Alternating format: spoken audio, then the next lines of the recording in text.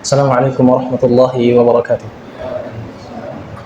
Alhamdulillahi rabbil alamin wa sallallahu ala nabiyyina Muhammad wa ala alihi wa sahbihi wa man tabi'ahum bi ihsan ila yaumil qiyamah, amma ba'd. Alhamdulillah, di maghrib ini kita akan melanjutkan pelajaran kita, yaitu pelajaran tentang fiqh dalam berpuasa. Semoga Allah Subhanahu wa taala menjadikan kita orang-orang yang faham terhadap ini dan menjalankannya, dan semoga Allah Subhanahu wa taala memudahkan kita untuk bisa menempuh bulan puasa di tahun ini. Masalah yang sedikit ingin saya bahas sebelum permasalahan-permasalahan yang lain dimulai, tentang masalah haidnya perempuan dan nifasnya perempuan. Bahwa seorang perempuan yang haid atau yang nifas itu mereka diharamkan untuk berpuasa. Kalau haid itu sesuatu tersebut maklum ya, bahwa seorang yang haid, rata-rata perempuan haid itu antara 7 hari atau 6 hari, 6 sampai 7 hari. Adapun haid yang paling lama itu adalah 15 hari pada perempuan. Kemudian apabila dia lewat dari 15 hari, Allah Ta'ala alam, maka itu disebut sebagai istihadah. Jadi ketika hari yang ke-16 mereka diwajibkan sholat meskipun keluar darah dari kemaluannya. Difahami Bapak? Difahami? Jadi haid yang paling lama itu berapa hari? 15 hari. Apabila lewat dari 15 hari, maka itu disebut sebagai al-istihadah. Kemudian haid yang paling singkat itu adalah 1 hari saja. 1 hari itu adalah haid yang paling singkat. Makanya ketika istri kita atau ketika saudari kita itu keluar darah dari dirinya, maka dia diharamkan untuk berpuasa. Artinya tidak boleh untuk berpuasa, gitu ya. Meskipun sehari keluar darah, maka dia tidak boleh untuk berpuasa. Adapun nifas itu juga sama seperti haid, cuman jaraknya berbeda. Nifas pada perempuan itu ada yang 1 hari darahnya keluar, kemudian besok tidak keluar lagi. Apabila dia keluar darahnya 1 hari, kemudian dia besok tidak keluar darah lagi, maka dia wajib hukumnya untuk berpuasa.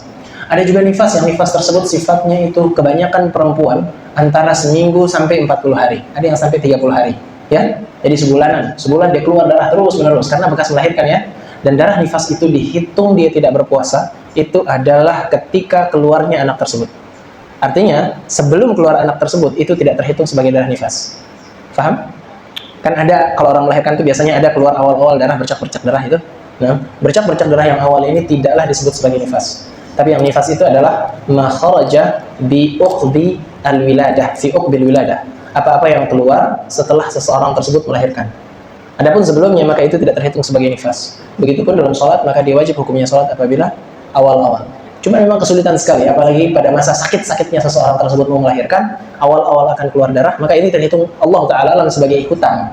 Ya, ini sebagai hutang. Namun pendapat yang lain mengatakan bahwa apabila dia sudah mulai keluar darah dari awal dia hamil, dari awal dia mau melahirkan, misalnya bulan ke-9, sudah hari hanya melahirkan, kemudian dari awal sudah keluar darah, maka itu sudah terhitung sebagai darah nifas.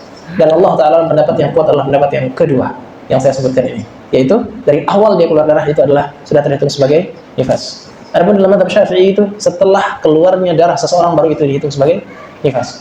Baik. Kemudian berapa lama nifas tersebut? Nifas tersebut lamanya yaitu kebanyakan 30 hari. Ada yang seminggu, ada yang sehari, dan yang paling lama itu adalah 60 hari. Apabila lewat dari 60 hari, maka dia terhitung sebagai istihadah. Ini kebanyakan dialami oleh orang-orang tersebut melahirkannya dengan cara sesar. Bapak-bapak tahu ya? Ada yang melahirkan dengan cara sesar, ada yang melahirkan dengan cara normal. Nah, yang melahirkan dengan cara sesar biasanya agak lama dia melahirkan. Nah, lama dia keluar darah. Jadi keluar darahnya itu bisa sampai 60 hari lebih. Makanya ada beberapa pertanyaan yang ditujukan kepada saya kemarin oleh beberapa ibu-ibu. Mereka mengatakan, Ustadz, saya ini sudah 60 hari. Kemudian 61 hari tetap keluar darah. Maka saya bilang sama dia, 61 hari tersebut sholat. Ya, 61 hari tersebut sholat. Jadi bisa jadi sebulan full dia tidak berpuasa istri kita, yang istri kita tersebut melahirkan ketika di bulan puasa. Ya, misalnya H-1 seseorang puasa kemudian dia melahirkan, maka dia melahirkannya berarti setelah melahirkan, kalau misalnya dia 60 hari tidak berpuasa, ya sudah 60 hari tidak keluar darah, berarti 60 hari tersebut dia tidak sholat, kemudian tidak puasa, begitu ya, tidak puasa. Jadi 30 hari penuh dia akan ganti puasanya tersebut. Allah Ta'ala alam. Kemudian setelah itu beliau mengatakan di sini mas'alatus sabi'atu, masalah yang ketujuh, yaitu apa-apa yang merusak puasa tersebut. Jadi kita sudah berbicara tentang bagaimana hukum seseorang waktu berpuasa, kemudian kita juga berbicara tentang orang yang lemah, kemudian kita juga berbicara tentang orang yang sakit, kita juga berbicara tentang kondisi orang yang sakit, orang yang safar. Kemudian setelah itu kita akan berbicara tentang kondisi mufsidatus siyam. Mufsidatus siyam itu adalah perusak puasa tersebut. Ma hiyal umur allati idza fa'alahu al-insan faqad afsada shaumuhu? Apa perkara tersebut apabila dilakukan oleh seorang manusia, dia akan merusak puasanya? Merusak puasa yang pertama tentu Bapak-bapak pasti sudah tahu, yaitu makan dan minum. Pastinya ya, makan dan minum. Karena Allah Subhanahu wa taala mengatakan dalam Al-Qur'an, "Wa kulu washrabu hatta yatabayyana lakum al-khaytul abyadu minal khaytil aswadi minal fajr." Makan dan minum sampai jelas benang hitam dan benang putih dari pagi hari. Maksudnya, kamu boleh makan minum setelah maghrib sampai waktu fajar. Dan fajar yang dimaksud fajar apa? Fajar shadiq. Karena fajar itu ada dua ya, ada fajrul kadhib sama fajrul shadiq. Biasanya kalau orang-orang Syafi'iyah itu mengatakan fajrul kadhib itu adalah azan yang pertama.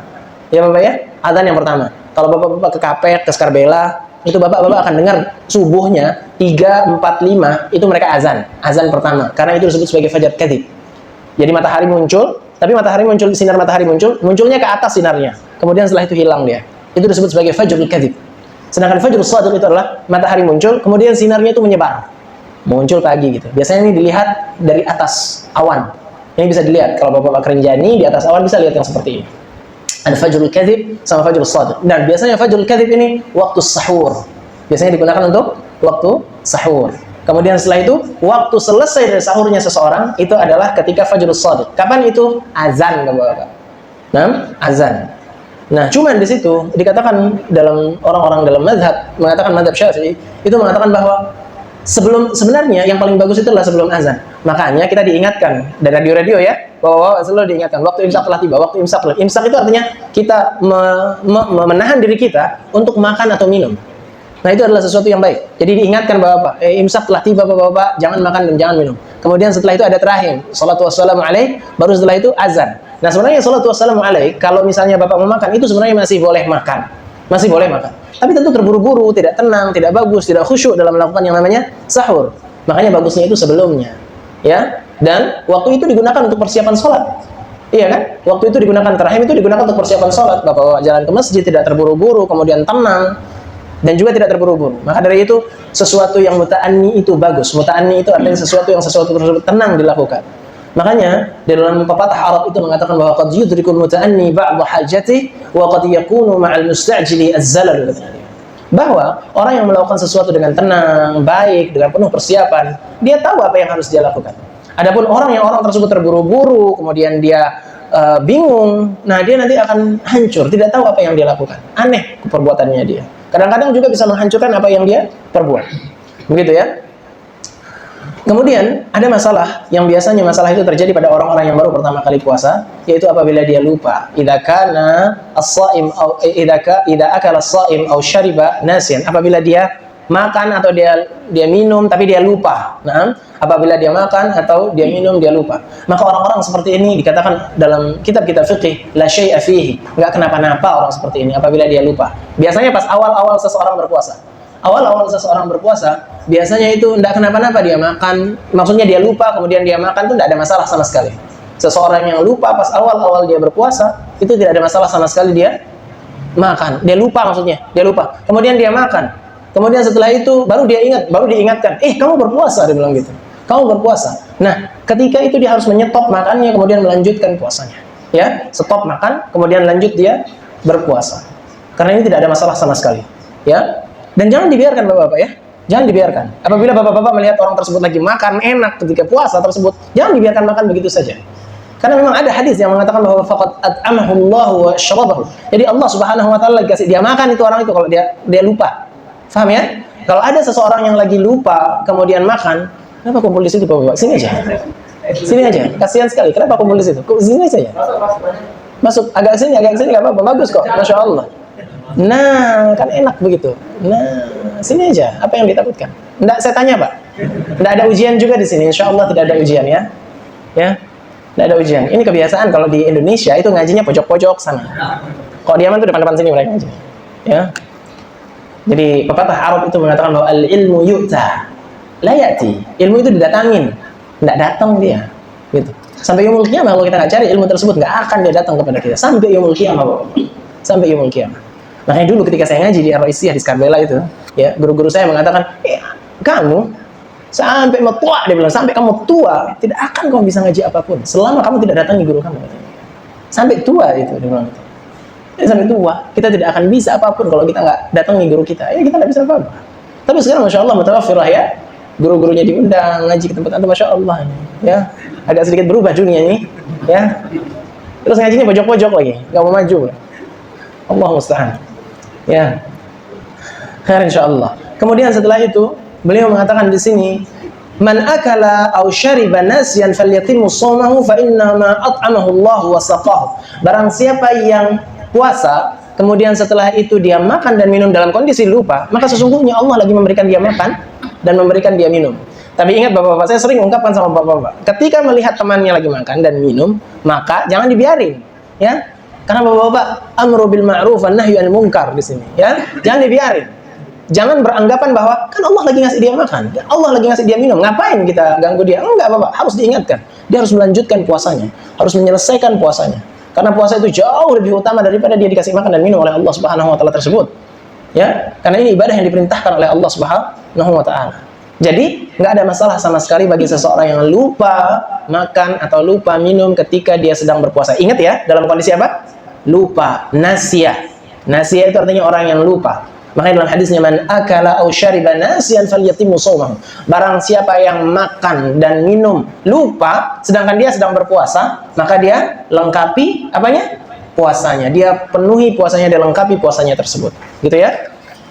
Adapun makan secara sengaja di hari-hari berpuasa, maka ini membatalkan puasa. Satu lagi yang saya ingatkan Bapak-bapak, nggak ada sama sekali dalam mazhab Syafi'i yang mengatakan bahwa merokok itu makruh untuk orang yang berpuasa.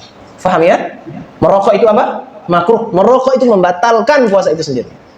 Kenapa saya katakan membatalkan? Pertama kali seseorang merokok dengan menggunakan cerutu atau dengan menggunakan apapun, dia akan memasukkan sesuatu ke dalam tubuhnya. Apalagi rokok sekarang yang ada filternya. Pasti bapak-bapak merasakan manis ketika pertama kali.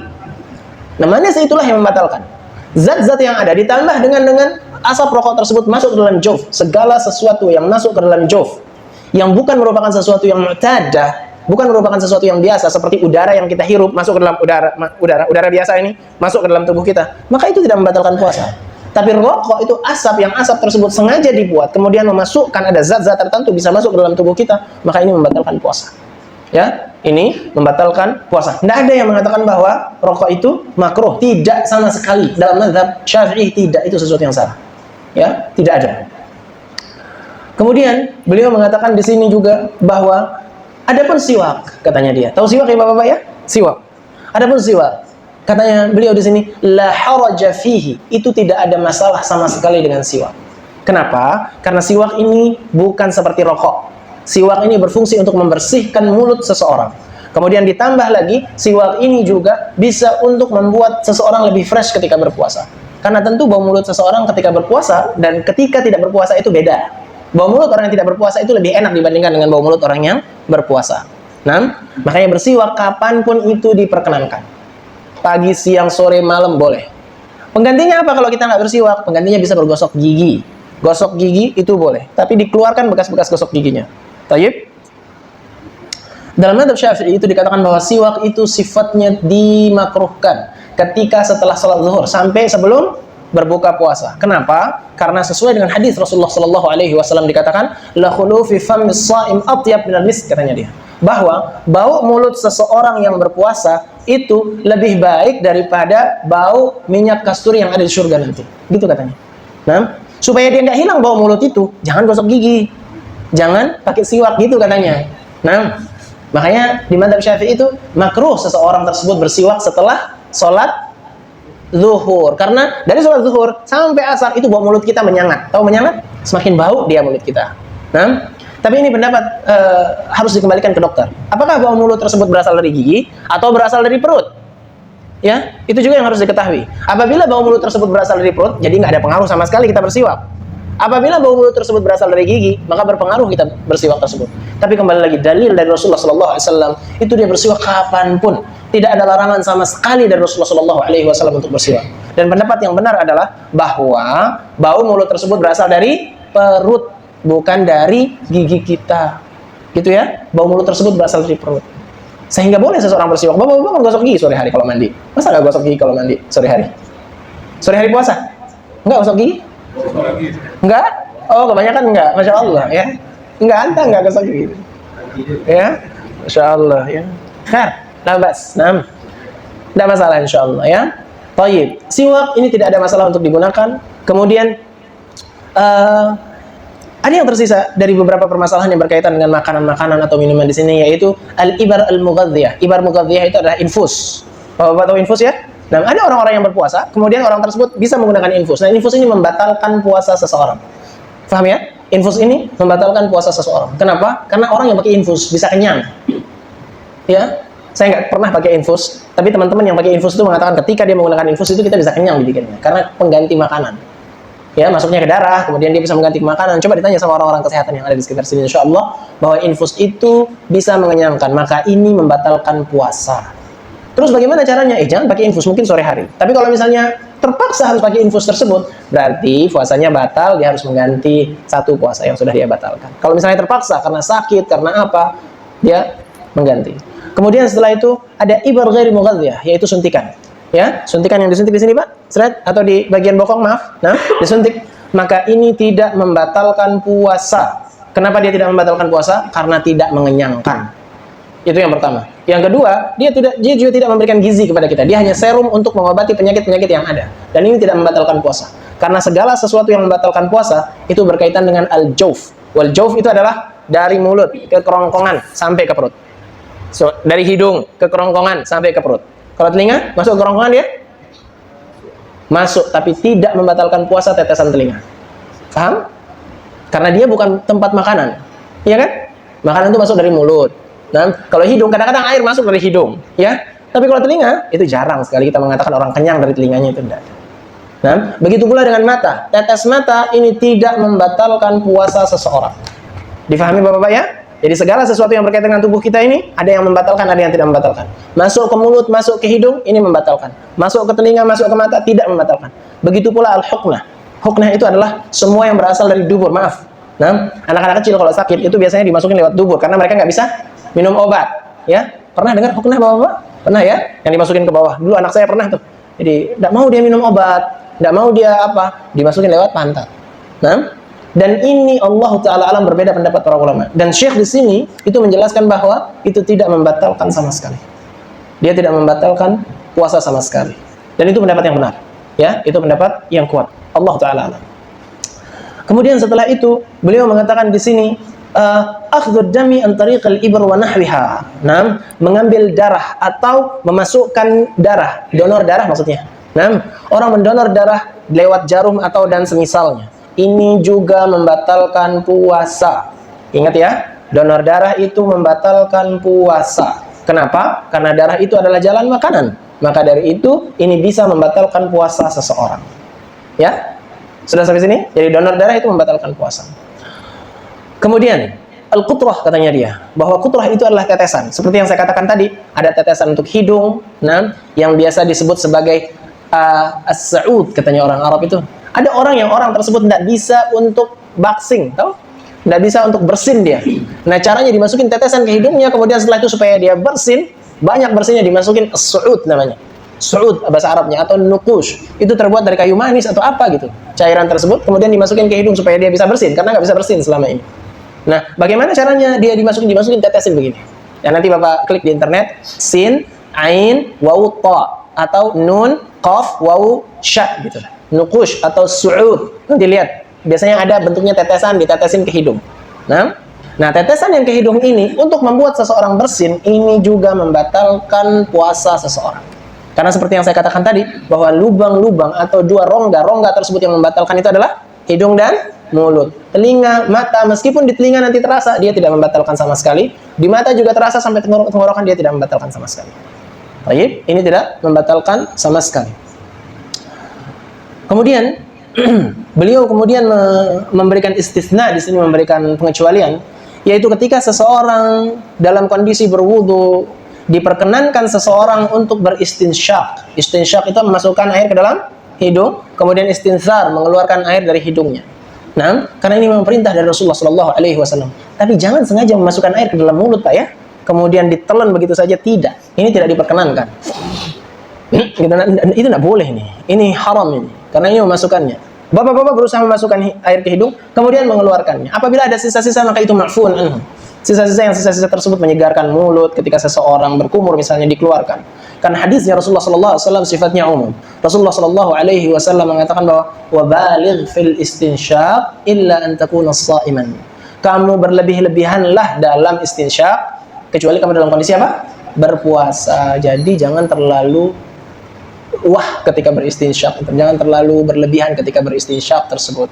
Gitu ya? Tidak diperkenankan itu. Ya biasa-biasa saja. Adapun bekas dari air yang ada di mulut, kan kita berkumur ya. Kemudian ada bekas air yang ada di mulut. Kemudian kita sudah berusaha untuk mengeluarkannya. Ada sisa-sisa ketika kita sholat, maka ini dimaafkan, Pak. Ya, ini dimaafkan. Karena terdapat kesulitan sekali seseorang ketika seseorang tersebut berkumur, tamadmat, kemudian dia harus berludah terus berludah. Ini bisa membahayakan dia nanti. Akan lemes seseorang yang sering berludah itu. Tidak baik. Nah, karena ludah itu diciptakan oleh Allah Subhanahu wa taala untuk menguatkan kita ketika kita berpuasa. Maka apabila ada bekas seger air di dalam mulut kita yang sudah berusaha kita buang, kemudian setelah itu tetap terasa ketika kita masuk masjid, biarkan dia, itu rezeki dari Allah Subhanahu wa taala. Nah, biarkan dia ada rasa segar itu ya, biarkan dia. Itu bukan air, Pak. Nah, itu bekas dari air tersebut. Nah, maka ini tidak ada masalah sama sekali, insyaallah biidznillah taala. Kemudian setelah itu yang merusak puasa yang kedua selain makan dan minum dan segala sesuatu yang berkaitan dengan itu tadi, ya, masuk ke dalam juf tersebut, al-jima'. Jima' ini adalah berhubungan suami istri, gitu ya. Nah, Syekh di sini mengatakan sawa'un kana fil qubuli aw kana fid duburi afani Allah wa iyyakum. Baik itu melalui kemaluan perempuan ataupun orang-orang tersebut melakukan yang namanya homoseksual. Maka keduanya ini membatalkan puasa seseorang. Nah, membatalkan puasa seseorang. Wala syakka annahu muharramun fi kulli hal, dan tidak bisa disangkal lagi bahwa ini adalah sesuatu yang haram. Nah, ini adalah sesuatu yang haram. Nasallallahu salamatan wal afiyah. Nah, kemudian dikatakan fal jima'u bi kulli ahwalin mufattirun. Kondisi jima itu dengan semua kondisinya itu membatalkan puasa tersebut. Nah, dan ini adalah pembatal puasa yang paling berat sekali ketika seseorang berjima di bulan puasa tersebut. Makanya yang wajib ketika seseorang tersebut berjima ketika di hari-hari puasa tersebut, dia wajib atasnya beberapa hal. Nah, dia wajib atasnya beberapa hal. Yang pertama, dia harus mengganti puasanya tersebut. Yang kedua, dia harus membayar kafarah. Ya, apa kafarahnya? Ma'ruf ya, bahwa yang pertama yaitu membebaskan budak, ya. Membebaskan budak. Ini yang pertama. Tapi membebaskan budak kan kita sudah nggak ada lagi budak sama sekarang. Berarti dia harus apa? Puasa 2 bulan berturut-turut. Batal 1 hari, ulang lagi dari awal. Berat, Pak. Nah, batal 1 hari, ulang dari awal. Adapun batal karena udzur, dia sakit, maka silahkan dia lanjutkan lagi. Misalnya sudah sebulan dapat puasa, tiba-tiba dia jatuh sakit, kemudian setelah dia sakit tersebut seminggu, boleh dilanjutkan lagi. Atau dia berpuasa, kemudian dia melakukan yang namanya safar. Safar tersebut memang adalah tugas dari kantornya dia boleh membatalkan puasanya selama safar tersebut, kemudian dia lanjutkan puasanya. Namun apabila dia sengaja, misalnya nih bapak-bapak ya, 2 bulan dia berpuasa, kemudian setelah itu sebulan sudah berpuasa, tiba-tiba diajak, ayo kita ngopi bersama, ayo kita kumpul bersama, kamu jangan puasa sehari, batal puasanya yang sebulan kemarin, ulang lagi 2 bulan. Ya, berat ya. Makanya dikatakan dalam semua kondisi batal puasanya. Dalam semua kondisi ini berat sekali dia katakan seperti itu. Wa huwa mimman yajibu alaihi siyam. Nah, jadi orang tersebut berjima ini dia harus membayar kafarat tersebut dan mengganti puasanya tersebut, itu adalah bagi orang-orang yang wajib hukumnya dia berpuasa. Ingat ya, wajib hukumnya berpuasa. Siapa saja orang-orang tersebut? Bi an yakuna muqiman ghairu musafirin. Orang tersebut adalah orang yang mukim, model bapak-bapak sekarang, dan tidak melakukan perjalanan. Jadi apabila dia melakukan perjalanan, boleh dia berjima? Boleh. Ya. Misalnya bapak-bapak pergi ke Surabaya nih, ya, sama istri pergi ke Surabaya. Kemudian setelah itu di tengah, bapak tidak mau berpuasa. Bapak membatalkan puasa di tengah perjalanan, bapak melakukan hubungan tersebut. Boleh. Tapi jangan melakukan hilah. Tidak boleh melakukan hilah. Hilah itu adalah tidak boleh menyengajakan diri untuk safar untuk melakukan ini. Yang ini haram ini. Dan ini wajib dia mengganti 2 bulan. Tapi kalau misalnya memang ada kebutuhan, dia mau mudik misalnya, atau dia ada perlu misalnya ke Surabaya, dia melakukan safar tersebut, dia ajak istrinya, dia boleh membatalkan dengan cara makan, boleh membatalkan dengan cara minum, boleh membatalkan dengan cara berhubungan suami istri. Ya, Abdullah bin Umar dulu dia membatalkan puasanya dengan cara apa? Berhubungan suami istri dengan istrinya. begitu ya, itu diperkenankan. Kemudian yang kedua, dia harus orang yang baligh. Jadi yang pertama dia harus orang yang mukim, orang yang wajib berpuasa ini, ya. Apabila dia membatalkan, maka dia adalah, apabila dia berjima, dia mendapatkan kafarah tersebut. Yang kedua yaitu dia harus orang yang baligh. Berarti anak kecil yang melakukan jima ini tidak terhitung. Misalnya, ini misalkan ada kan orang-orang yang seperti anak-anak kecil masih SD, itu waliyadzubillah, gitu ya. Apabila dia masih kecil berjima misalnya, maka ini tidak terhitung. Dia tidak akan mendapatkan kafarat dengan itu semua. Kemudian yang kedua, wa yakunu sahihan. Artinya sahih di sini dia nggak lagi sakit. Seorang laki-laki yang lagi sakit, maka dia boleh berhubungan suami istri dengan istrinya. Tapi lihat dulu, istrinya dalam kondisi sakit atau sehat. Iya kan? Ini jadi masalah ini. Jadi masalah. Apabila istrinya dalam kondisi sehat, berarti dia akan membatalkan puasa istrinya. Istrinya tersebut sedang berpuasa. Namun apabila dua-duanya dalam kondisi sakit, kemudian dia berusaha untuk melakukan hubungan tersebut di tempat tidur, dua-duanya dalam kondisi sakit, Allah Ta'ala diperbolehkan. Tapi kalau misalnya satunya sehat, satunya sakit, Anda nggak tahu bagaimana cara menjawabnya ini.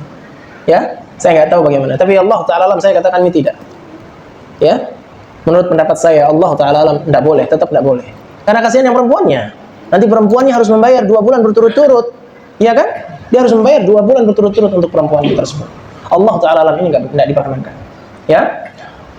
Wazalizan, kemudian jadi ada 3 syaratnya tadi ya. Nah, 3 syaratnya. Yang pertama yaitu orang yang mukim, kemudian yang kedua dia adalah orang yang baligh, yang ketiga dia adalah orang yang sehat. Kemudian yang keempat dia adalah orang yang berakal. Apabila seorang majnun melakukan hubungan suami istrinya juga misalnya majnun, sama-sama melakukan hubungan suami istri misalnya, makanya tidak ada masalah, tidak ada kafarah. Selesai ya? Selesai. Subhanallah. Nah, jadi ada 4 syaratnya. Yang pertama mukim, yang kedua dia itu adalah orang yang baligh, orang yang sahih, orang yang berakal. Maka orang-orang seperti ini apabila melakukan hubungan suami istri di siang Ramadan, maka dikenakan kafarah. Selain dia mengganti 1 hari yang sudah dia hilangkan, dia terkena kafarah tersebut. Jadi 2 bulan sehari, sekitar 61 hari dia harus berpuasa. Allah musta'an. Sangat melelahkan sekali ya. 61 hari dia berpuasa. Dan itu pun dia harus menyelesaikan puasanya yang di Ramadan tersebut. Paham nggak maksud saya? Ya, itu pun dia harus menyelesaikan. Adapun apabila 3 kali, 4 kali, 5 kali dia melakukan hubungan suami istri, apakah dia harus dikalikan dengan itu? Allah Ta'ala alam, tapi pendapat yang benar itu adalah tidak dikalikan.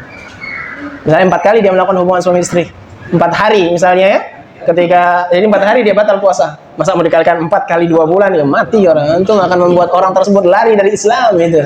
Ya tidak ya, tidak itu, tetap 2 bulan ya. Allah Ta'ala alam, nggak tahu apakah harus dikalikan 4 atau 5, tapi Allah Ta'ala alam, yang sejauh pengetahuan saya itu 2 bulan. Coba dicari lagi bapak-bapak nanti bagaimana yang benar ya, bagaimana yang benar. Setahu saya sejauh yang saya pelajari itu 2 bulan saja, karena kalau seperti itu akan sangat memberatkan sekali. Allah Ta'ala alam. Baik.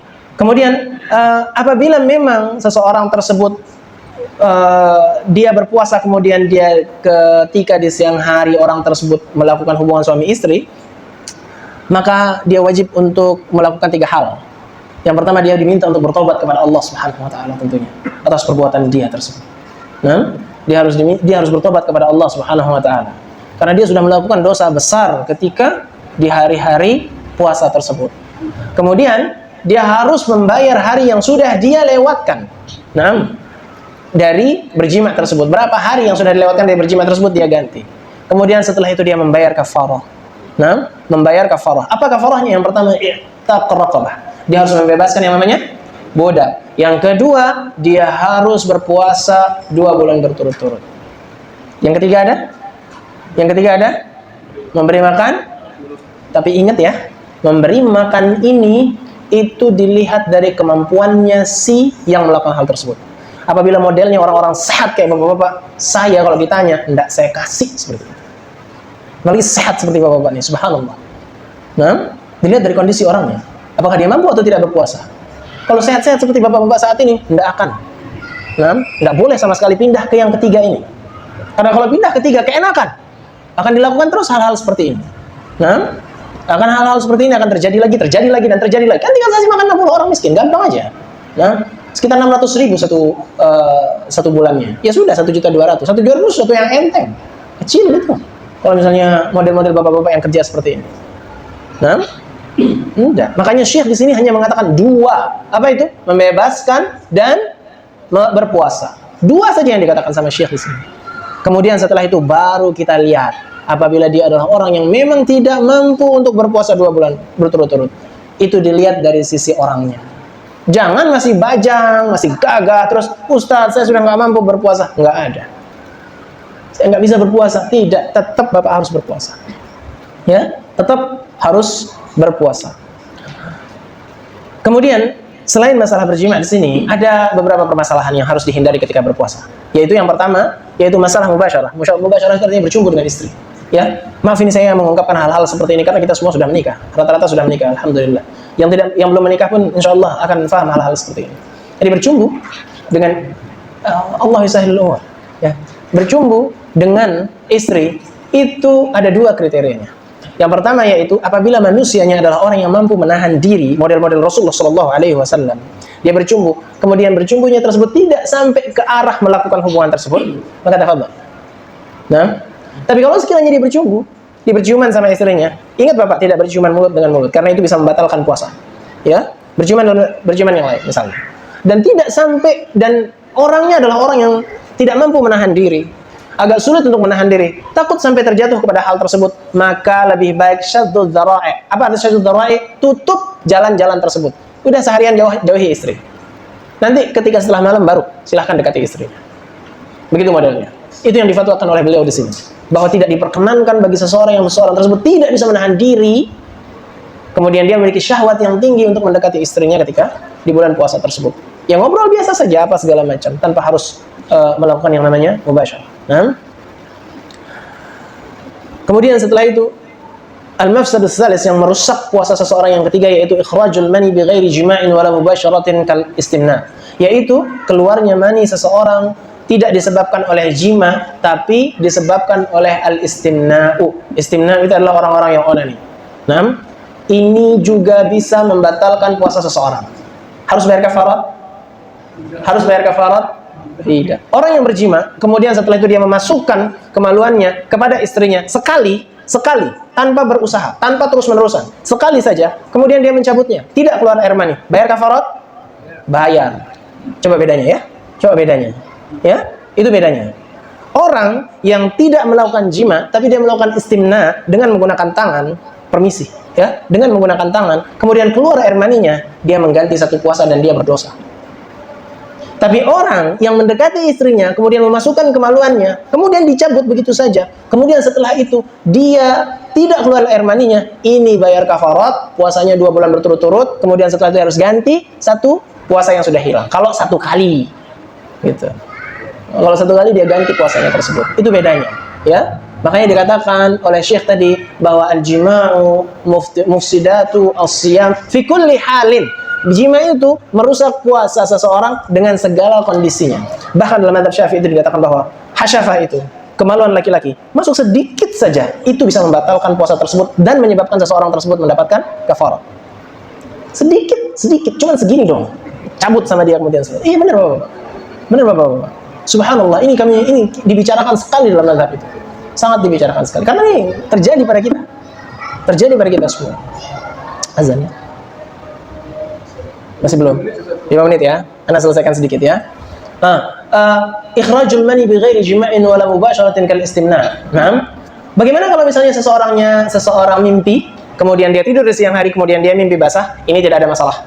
Karena dia tidak pernah menyengajakan diri. La yukallifullahu nafsan illa wus'aha. Kemudian Allah Subhanahu wa taala mengatakan, "Rabbana la tu'akhidna in nasina aw ikhta'na." Ya Allah, jangan Engkau menghukum kami terhadap sesuatu yang kami lupa atau sesuatu yang kami salah. Maksudnya di sini adalah kalau seorang tidur, kemudian dia keluar air mani karena dia mimpi basah, maka ini tidak kenapa-kenapa sama sekali. Ini biasanya pada syabab ya. Kalau orang-orang yang sudah nikah itu tidak ada mimpi basah sudah. Ya kan Pak? Pernah mimpi basah meskipun sudah menikah? Kayaknya nggak ada ya. Kayaknya nggak ada. Allah Ta'ala alam. Setahu saya kalau orang yang mimpi basah itu di pemuda-pemuda saja. Kita sudah lupa yang namanya rasanya mimpi basah kalau sudah menikah ya. Biasanya seperti itu. Iya. Nah, kemudian yang membatalkan selanjutnya ketika seseorang berpuasa itu adalah at-taqayyu. Taqayyu itu apa? Muntah. Ya, muntah itu membatalkan puasa. Tapi ingat, muntah yang disengaja. Adapun muntah yang tidak disengaja, ghalabahu al-qi', itu tidak membatalkan puasa. Misalnya seseorang nih lagi naik mobil, ada orang-orang yang nggak bisa naik mobil, kemudian dia terpaksa naik mobil, kemudian setelah dia naik mobil dia muntah-muntah di jalan, ya. Nah, ini tidak membatalkan puasa sama sekali. Memang dia terpaksa naik mobil ketika itu. Ada orang-orang tersebut sengaja mau muntah ketika puasa dengan memasukkan tangannya ke ujung sini, kemudian dia begini kan, itu muntah. Atau dia melihat sesuatu yang menjijikkan. Sudah sekali dia lihat, sengaja dia lihat lagi. Sudah lihat, sengaja dia lihat lagi, sengaja dia lihat, sampai dia muntah. Nah, fahadha yubtilus siyam bisababi yaf'alu hadha amdan. Ini juga membatalkan puasa karena dia melakukannya sengaja ya. Itu dia melakukannya secara sengaja. Begitu ya? Kemudian yang membatalkan puasa selanjutnya yaitu al-hijamah. Hijamah ya Bapak ya? Berbekam. Nah, hadis yang dibawakan oleh Syekh di sini itu adalah hadis yang sebagian orang mempermasalahkannya, sebagian orang mensahihkannya. Tapi yang paling hati-hati adalah menjalankan dia. Apa dia? Aftarul hajim wal mahjum. Nah, Rasulullah sallallahu alaihi wasallam hadis mengatakan berbuka ay batal puasa seseorang yang berhijamah dan orang yang menghijamahnya. Paham? Batal puasa seseorang yang lagi dihijamah dan orang yang menghijamahnya. Itu dua-duanya batal. Nah, di pembahasan yang lain, di hadis yang lain, yang berhijamah nggak batal. Yang batal itu yang dihijamah gitu. Tapi kalau mau berhati-hati, jangan lakukan ini di siang hari. Ini seorang mukmin, ya. Seorang mukmin itu berhati-hati terhadap apa yang dia lakukan. Maka seorang mukmin itu menjauhi sesuatu tersebut masih abu-abu, ragu-ragu, dijauhi saja. Nah, kan masih ada malam. Jadi malam hari bisa lebih mudah untuk berhijamah, gitu ya. Masih mudah untuk berhijamah. Saya tambahkan satu permasalahan lagi. Yaitu yang ini yang sering sekali terjadi di kaum muslimin. Sebelum saya mengakhiri ini semua, yaitu ta'yinun niyah, ya. Ta'yinun niyah.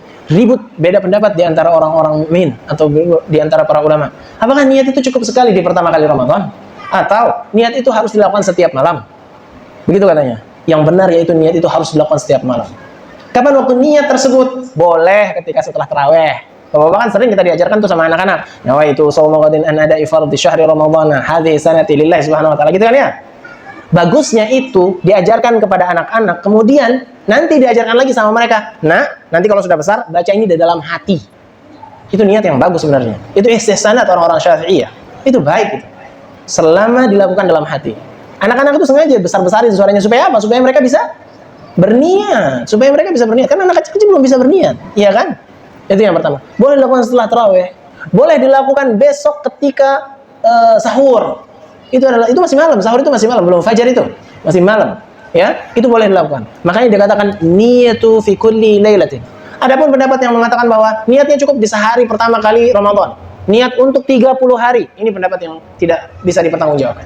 Ya, ini pendapat yang tidak bisa dipertanggungjawabkan. Jadi niat itu boleh setelah seseorang melakukan sholat tarawih atau setelah seseorang atau di malam hari jam 12 atau silahkan berniatlah untuk melakukan puasa. Nah, bahkan sebagian ulama itu mengatakan dengan bapak-bapak sahur saja itu sudah terhitung sebagai niat. Kenapa? Kan bapak-bapak puasa. Sahurnya itu bentuk niat untuk mau berpuasa. Gitu katanya. Dengan sahur itu saja itu sudah niat mau puasa katanya. Ya, sahur itu saja merupakan niat untuk seseorang berpuasa. Satu lagi Bapak, yang ingin saya ingatkan sebelum selesai pelajaran kita ini. Sunnah-sunnahnya Bapak-Bapak insya Allah banyak tahu. Adab-adab berpuasa itu kita semua sudah tahu. Ya, salah satu beberapa adab tersebut saya ingin ingatkan. Yang pertama, jauhi pembicaraan yang jelek Bapak. Pembicaraan jelek itu bukan berarti bahwa pembicaraan porno. Tapi pembicaraan jelek di sini termasuk dalamnya ghibah, ngomongin orang, namimah. Kita sadar nggak sadar kadang-kadang kita ngomongin orang dan kita mengirim jatuh sambil mentertawakannya. Fahadha ghibah. Ini nggak boleh. Kadang-kadang kita mentertawakan teman kita tersebut, itu juga tidak diperkenankan. Tidak berarti bahwa bapak-bapak kehilangan puasa, tapi fadilah keutamaan puasa tersebut hilang. Keutamaan puasa tersebut hilang. Yang kedua, jauhi hal-hal tersebut tidak penting. Contohnya terlalu banyak membuka HP, terlalu banyak membuka status, terlalu banyak membuka Facebook, terlalu banyak men-share kalimat-kalimat khair. Iya benar, bagus. Tapi hari ini adalah hari Quran. Hari berpuasa itu hari Quran. Banyakin membaca Al-Quran. Karena ibadah itu dibagi menjadi dua. Ibadatul khassah sama ibadatul muta'addiyah. Ibadatul khassah itu adalah ibadah untuk diri kita sendiri. Kemudian ibadah muta'addiyah itu adalah ibadah untuk mengajak seseorang berbuat baik. Yang jadi pertanyaan saya, bagaimana Bapak mau mengajak orang berbuat baik sedangkan kita sendiri kerjaannya nggak ada baiknya? Kerjaan kita cuman share aja, sedangkan kita tidak menjalankan apa yang ada di dalamnya. Ayo semua baca Al-Quran, Masya Allah hari puasa ini banyak pahalanya. Ente sendiri nggak baca Al-Quran yang share, ini jadi musibah ini namanya.